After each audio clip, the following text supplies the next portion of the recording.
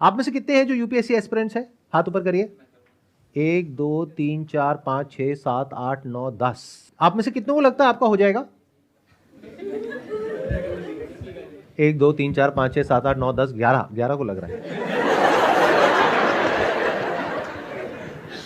मतलब जो तैयारी नहीं भी कर रहा उसको भी लग रहा है कि नहीं मेरा तो हो जाएगा। बहुत बढ़िया।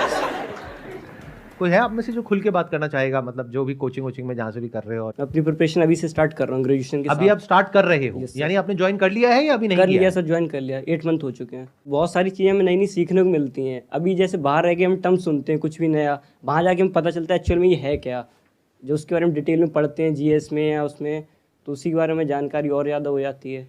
उस जानकारी का क्या करोगे आगे इन्फॉर्म काम आएगा ये तो आगे? एग्जाम कहाँ में। काम आएगा?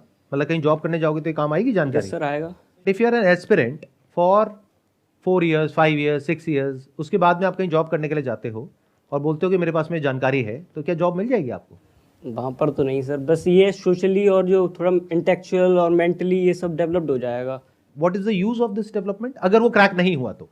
मैं आपको डिमोटिवेट नहीं कर रहा हूँ कहीं से भी, एक प्रॉब्लम को हम समझने की कोशिश कर रहे हैं। Are you guys interested? क्या इसको समझने कितने हैं? हाथ ऊपर करो। हाँ ठीक है, समझते हैं।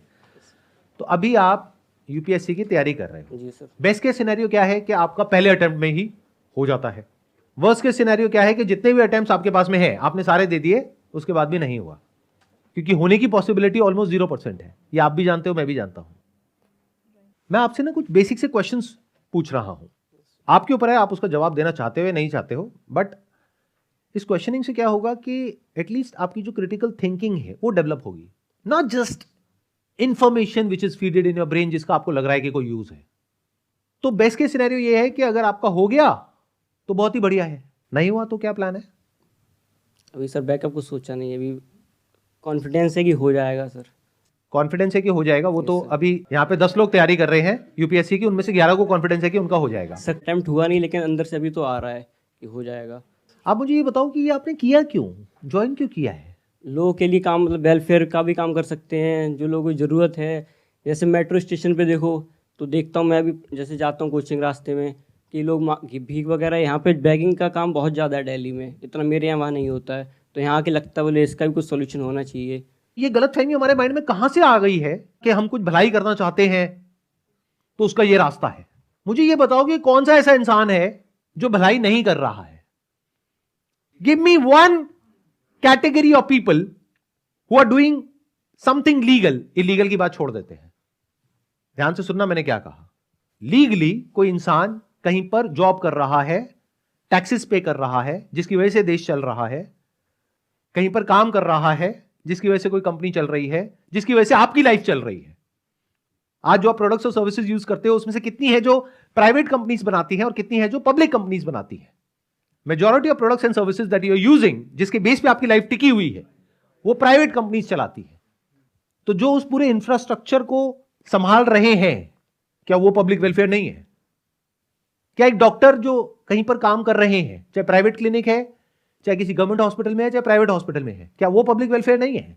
क्या उसके बिना हमारा देश चल जाएगा?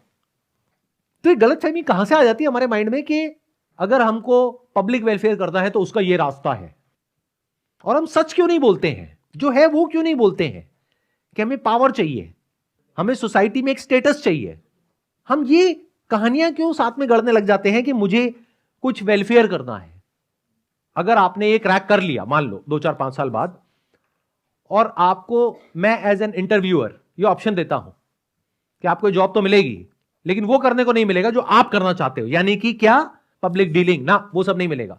पूरी जिंदगी भर यहां पर ऑफिस में बैठ करके ये काम करना होगा जो हम कह रहे हैं, लेकिन ठप्पा मिल जाएगा कि आपका हो गया है। तो करोगे या छोड़ दोगे? छोड़ देंगे सर। कुछ दिन तो सर अच्छा लगेगा, ठीक है नया नया मिल रहा है, उसके बाद अंदर से फिर आएगा जो करना चाह रहे थे वो तो कर ही नहीं रहे हैं। जिस गोल को पाने में आपने 5 साल लगाए, आप कह रहे हो उसको पाने के बाद में मैं छोड़ दूंगा? वो तो सर एक यूपीएससी का रास्ता है, जो करना है वो जब वही नहीं कर पा रहे हैं तो फिर क्या फायदा है? तो फिर वो क्यों रास्ता है? और भी बहुत सारे रास्ते हैं, जिसको करना है उसके लिए तो बहुत सारे रास्ते हैं, वही क्यों रास्ता है? लाइफ में अगर सच में कुछ करना है ना, तो आपकी जो शुरुआत है वो हमेशा सच्चाई से होनी चाहिए। अगर शुरुआत ही झूठ पर हो गई, पूरी जिंदगी झूठ बोलते रहोगे, दुनिया से भी और खुद से भी। सच बोलो ना कि भाई मुझे पावर चाहिए, तो सर मुझे और किसी चीज से कोई लेना देना नहीं है। सड़क पे जाकर के भिखारियों की मदद करनी है, अभी कर दो। अभी तो कौन रोक रहा है? चलो एक काम करो, मैं आपको ऑफर देता हूं, देखते हैं कितनी मदद करते हो आप भिखारियों की। आप जा करके अगले 1 महीने तक भिखारियों की मदद करो सड़कों पे, उसके लिए जो पैसा लगेगा मैं दूंगा आपको, लेकिन आपको दिन में 12 घंटे काम करना होगा। करोगे? Yes sir. और 1 महीने तक आप यहां पे नहीं जा पाओगे, जो भी आपकी कोचिंग है। अब बोलो यस सर। बोलो आपके लिए इंपॉर्टेंट क्या है, ये कोचिंग या फिर मदद करना सड़क पे जो भिखारी है उनकी? अगर वो इंपॉर्टेंट है तो कोचिंग गई भाड़ में। आप यही तो कह रहे हो ना कि भाई वो कोचिंग मैं इसलिए ले रहा हूं क्योंकि कोचिंग करके मेरा ये हो जाएगा और मैं भिखारियों की मदद करूंगा। मैं आपको एक ऑप्शन दे रहा हूं, ओपन ऑप्शन, देखते हैं आप ये एक्सेप्ट करते हो या नहीं करते। यूपीएससी क्रैक करने के बाद में आपको जो सैलरी मिलेगी, यस सर।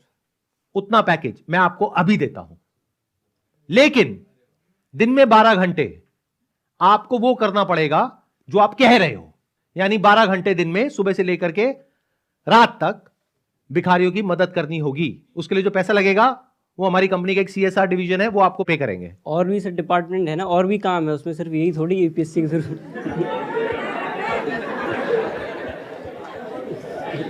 जैसे और कौन सा डिपार्टमेंट है? और भी एक मिनट सुनो सुनो सुनो। हाँ, और भी लोग हैं जरूरतमंद, जिन्हें ये जरूरी नहीं है भिखारी, और भी लोगों का है। नहीं, भिखारियों को आपकी जरूरत है या नहीं है? भिखारियों के लिए आपको उन्हें कुछ तो करना है है, नहीं करना उन्हें है? है सर, और भी है ना। देखो और भी तो फिर और तो बहुत कुछ है, सबका तो आप मदद कर भी नहीं सकते, एक जिंदगी कम पड़ जाएगी। एक जिंदगी में एक कैटेगरी को आपको चूज करना होगा जो आपके लिए सबसे इंपॉर्टेंट है, उसको जो आपको मदद करनी है वो मुझे बताओ किसको करनी है। और मैं आपको ये कह रहा हूं, ये कोचिंग वोचिंग छोड़ो, आपको जो करना है 5-10 साल बाद वो अभी करो और फ्रीली करो। बोलो ऐसा कौन सा कॉज है जिसके लिए आपके अंदर से आ रहा है? अगर आ रहा है तो, या फिर सच बोल दो कि नहीं नहीं ये भिखारी भिखारी की तो सब बातें हैं, मुझे कोई फर्क नहीं पड़ता है, मैं रेड लाइट पे खड़ा होता हूं, कोई भिखारी आता है मैं उसको भगा देता हूं। स्टार्टिंग से सर यही है, जब पहली बार सोचा था तब यही था, लोगों को देख के। लेकिन जब आप मेरी बातें सुन रहे हो तो रियलिटी सामने आ रही है और समझ आ रहा है कि मेरे को भिखारियों से कोई मतलब उस नहीं टाइम है। सर ग्लैमर और ये सब नहीं देखा था कि स्टेटस यार इससे ये सब मिलता, उस टाइम तब ये सब नहीं था कुछ भी। उस वक्त भिखारी था, उस टाइम लेकिन यही अभी था ग्राउंड लेवल पे जो है वो कर। अब तो ये सोशल मीडिया के थ्रू और बढ़ता जा रहा है। हाँ, अब आई ना असलियत। देखो एक एक करके चीजें सामने आ रही हैं। सोशल मीडिया पे आपको कुछ ऐसे लोग दिख रहे हैं जिनको देख करके आपके माइंड में एक इमेज बनी हुई है कि अगर मेरा ये हो गया तो मेरी भी ऐसी लाइफ होगी, और वो लाइफ कैसी है जो आपको दिखाई जा रही है, जो एक्चुअल में नहीं है, और वो दिखाना भी सही नहीं है। आप देख करके तालियां बजाते हो कि कितना अच्छा काम किया है इन्होंने, अच्छा नहीं है वो काम। वो बिल्कुल ऐसा है जैसे नायक मूवी में नहीं होता कि अभी की अभी इंसाफ, सीधा गाड़ी से उतरे, बढ़िया सा पीछे म्यूजिक लगा हुआ है स्लो मोशन में, हाँ भाई तू क्या कर रहा है, चल यहां से निकल। वो कह रहा है नहीं जी बाबूजी, नहीं जी, नहीं जी, नहीं जी। अब वो सोच लो, वो जो इंसान हाथ जोड़ रहा है, उसके पैर पड़ रहा है, वो आपका बाप है। अब ये सही है काम या गलत है? इंसाफ का ये तरीका नहीं है। एक इंसान की इज्जत होती है, और उसको सोशल मीडिया पे डालने की परमिशन दी किसने? अगर एक इंसान ने रेड लाइट जंप करी है या कोई क्राइम किया है तो उसको उसकी सजा दो ना। रेड लाइट जंप करने का चालान होता है 1000 रुपए, 2000 रुपए। वहां पर आकर के नायक क्यों बनना है? और बच्चों के माइंड में ऐसी इमेजेस क्यों क्रिएट करनी है कि दुनिया में कोई हमारे आगे कुछ नहीं बोल पाएगा और मैं जाकर के किसी के साथ भी कुछ भी कर दूंगा? ये सब वो जो कर रहे हैं ये सब गलत है। कांट यू सी दैट कि भाई अगर आपने एक रेड लाइट जंप करी है तो इतनी पावर है उसके पास में, किसी भी ऑफिसर के पास में, कि वो आपका उतने का चालान काट सकता है जितना कि लॉ एंड ऑर्डर कहता है। बट उसमें ये नहीं लिखा हुआ है कि उस इंसान को आप सोशल मीडिया पे जलील करोगे लाखों करोड़ों लोगों के सामने। ये कहां लिखा हुआ है? क्या उस इंसान ने ये परमिशन दी उसको, अफसर को, क्या पब्लिकली जाकर के मुझे ह्यूमिलिएट कर सकते हो? और ये जनता ये नहीं समझ रही है कि वो पावर वो उस आदमी पे नहीं दिखा रहे हैं, वो आपके ऊपर दिखा रहे हैं, और आप खुश हो रहे हो कि बहुत अच्छा काम हो रहा है। मैं आप सबका एक बहुत बड़ा भ्रम तोड़ रहा हूं। अव्वल तो ऐसा होता नहीं है जैसा दिख रहा है सोशल मीडिया पे, और अगर कोई ऐसा कर भी रहा है तो वो करना इलीगल है। इस बात को अच्छे से समझ लो। ये जो कोचिंग वाले हैं जितने भी, वो आपके साथ ऐसी बातें नहीं करेंगे जैसी मैं कर रहा हूं। वो क्या बोलेंगे? ऐसी बातें करना छोड़ दो कि कितनी सीट है और कितनी नहीं है। तुझे तो एक ही सीट चाहिए ना। आप ये मत सोचो कि 10 लाख लोग अप्लाई करते हैं, उसमें से इतनों का होता है, इतनों का नहीं होता है। अरे तुझे तो एक ही सीट चाहिए, वो एक सीट तेरी ही है। सबको यही बोल रहे हैं। कोचिंग वालों को टॉपर्स चाहिए। अरे कोचिंग वालों को क्या चाहिए वो तो छोड़ ही दो, वो तो एक अलग ही गेम है और बहुत इंटरेस्टिंग गेम है अगर वो आप समझ पाओ तो। वो अगर किसी में भी थोड़ा सा भी दिमाग होगा तो वो समझ जाएगा कि गेम क्या है और किस लेवल पे है। कि अगर एक कोचिंग में मान लो फॉर एग्जाम्पल 20,000 बच्चा है जो 2 लाख रुपए दे रहा है, तो कितना पैसा हो गया एक साल का? 4 करोड़। 4 करोड़। ऐसे यूपीएससी क्रैक करोगे? जवाब दो। 20,000 इंटू 2 लाख कितना हुआ एक साल का? सर 9 जीरो आएंगे, 400 करोड़ होंगे। 400 करोड़ रुपए वो कोचिंग वाला कमा रहा है, चाहे आपका हो या ना हो। ज्वाइन करते वक्त आप में इतना भी दम नहीं है कि जा करके उस कोचिंग वाले से पूछो कि ये टॉपर्स को छोड़ो, जो आप मेरे को 2-4 नाम बता रहे हो जिनका आपके कोचिंग के थ्रू हुआ है, मुझे एग्जैक्ट नंबर दो कि पिछले साल कितने लोगों ने आपके यहां से किया, उसमें से कितनों का हुआ और कितनों का नहीं हुआ।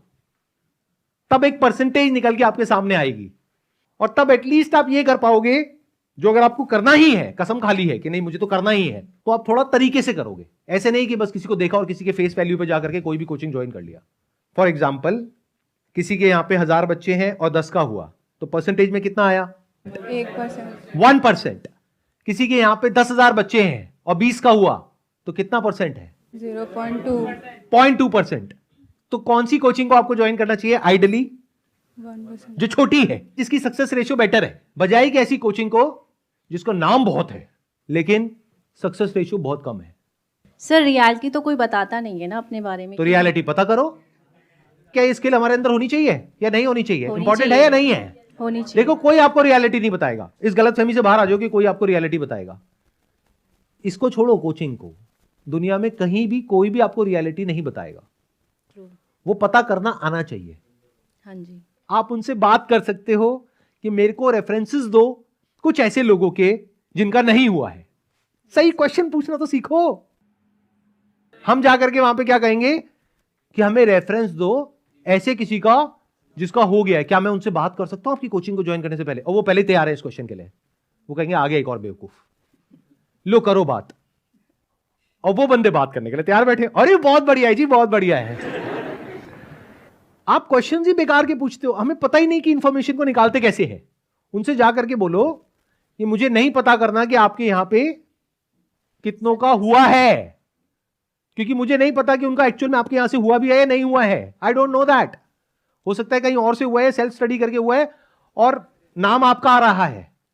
तो मुझे बस 10 ऐसे लोगों का नंबर दे दो जिनका नहीं हुआ है। मतलब वहां पे जो बच्चे पढ़ रहे हैं, अगर बाहर आप जाकर के एक दिन के लिए जासूसी करो, वहां पे बाहर खड़े हो जाओ जहां पे पान की दुकान होगी, चाय की दुकान होगी, वहां पे जाकर के उन बच्चों से बात करो तो बहुत कुछ आपको समझ आ जाएगा। चाहो तो बहुत कुछ पता कर सकते हो, वो अलग बात है कि हम करते नहीं है। Yes. As simple as. Please have a seat. Thank you sir. Thank you so much for coming.